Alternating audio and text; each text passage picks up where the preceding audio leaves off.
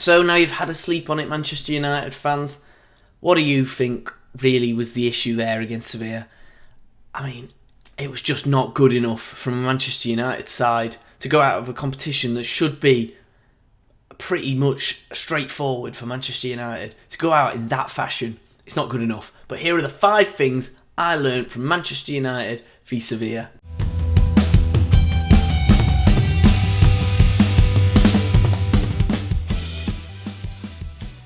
In at number 1, Man United have no squad depth. The players that come in for the key players who are missing, Rashford, your Bruno Fernandes, your Casemiros, your Lisandro Martinez, your Varans, the players who come in for them are not good enough for Manchester United.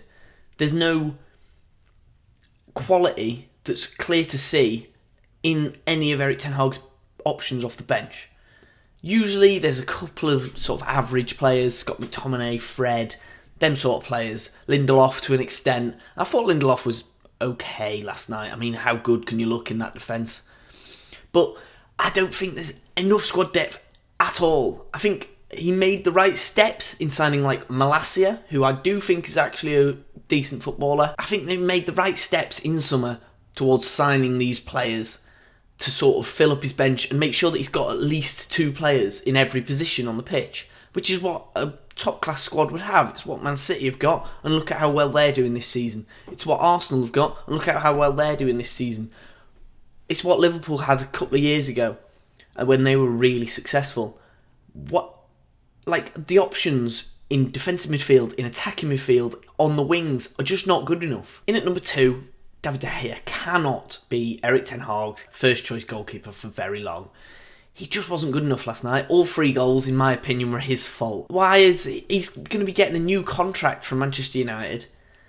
He's not good enough to deserve that new contract. And I honestly don't believe that he can be Erik Ten Hag's keeper for long. At Ajax, he played with a ball-playing keeper, sort of a sweeper keeper. And David De Gea is not capable of it. He still makes good saves, and I must say, he's been okay this season as a whole. But if Erik Ten Hag wants to put his own stamp on this Man United side, David De Gea is not the man to help him do that. In at number 3, and one of very, very few positives from last night, Antony is actually proving himself. I think he was probably United's best player last night. Let me know what you think in the comments, but I think he was probably United's best player. And he was one of the only ones who came out of that game with a bit of dignity left intact.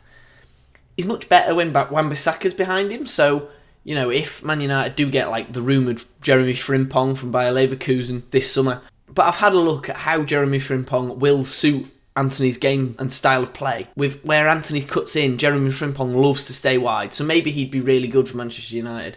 But he was one of the only very few positives last night. He was actually exciting to watch, he was interesting, he was good, and I do think in recent weeks he's really been starting to prove himself. Obviously, he's going to be very difficult to prove. There's such a massive fee that Man United paid, but I do think he's starting to. In at number 4, it has to improve for Sunday. This is one of the biggest things.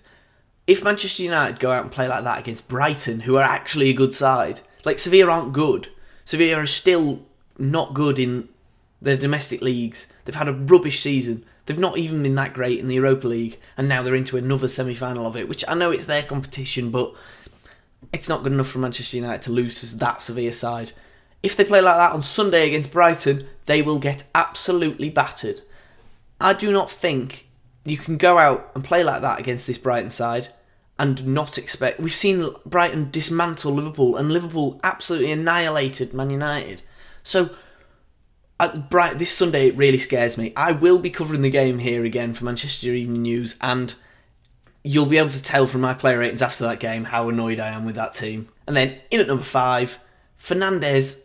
Like I said in my preview, Fernandez is going to be a huge miss, and he was. The midfield had no function. There was no structure. None of them sort of knew their actual roles. Casemiro came out of the game okay, I'd say.